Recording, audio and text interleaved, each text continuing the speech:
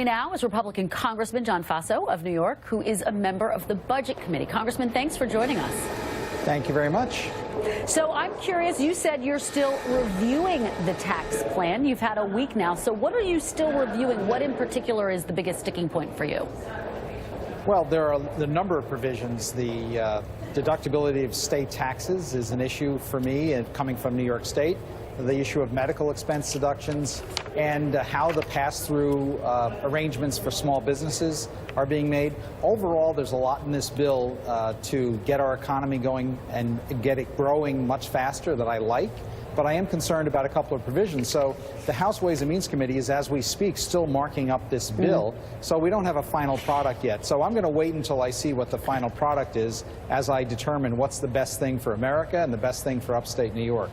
So you can't say right now whether or not you support this bill?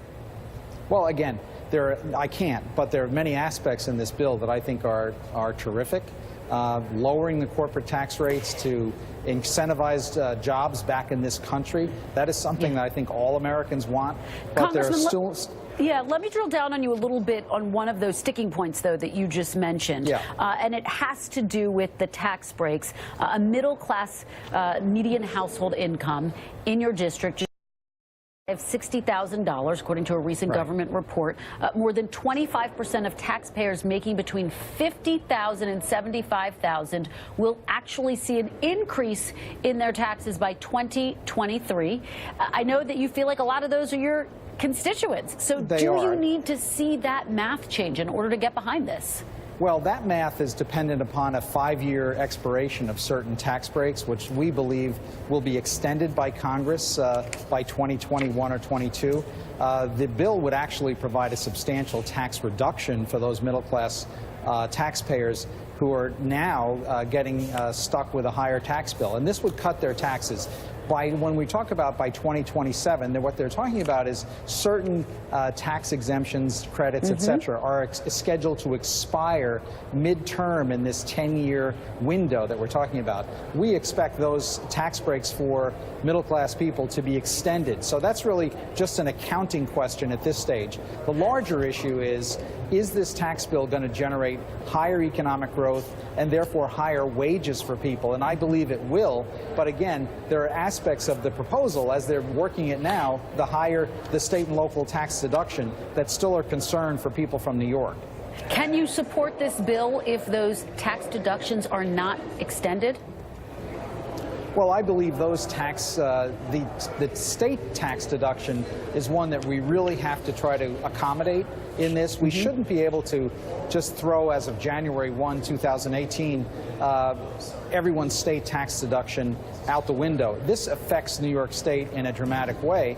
At the same time, only 30% of my taxpayers today in my district itemize. It's estimated that fewer than 10% would itemize if this legislation were enacted because of the doubling of the standard deduction. Well, let me ask you a little bit. Politics now. In 2016, Mr. Trump won your district by about 7 points. You won by about 8 points, which is a healthy margin. But do you think if you don't get tax reform done that it could hurt your chances for re-election? We know some voters are already upset that Obamacare wasn't repealed and replaced.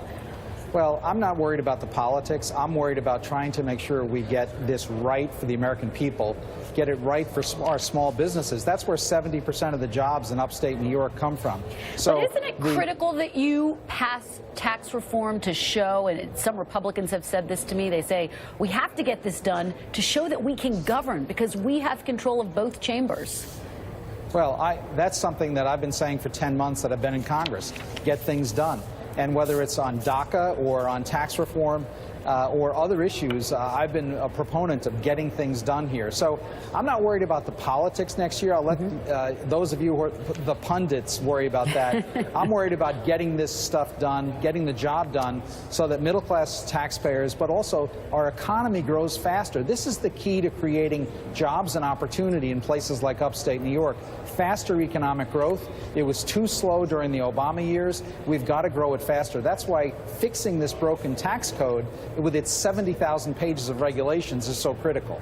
And Congressman, before I let you go, the question of the day and within Republican circles right now seems to be, is it smarter to embrace President Trump in 2018 in the midterms, or is it smarter to run away from him, to distance yourself? Where do you come down on that debate? Again, I do whatever what I said during the campaign, which is I support whoever would be elected president, whether it was Hillary Clinton or Donald Trump, when I agree with them, and I don't support them when I disagree with them. And that's how I've approached this. I think the president is on track in terms of trying to get the economy moving, reducing regulations.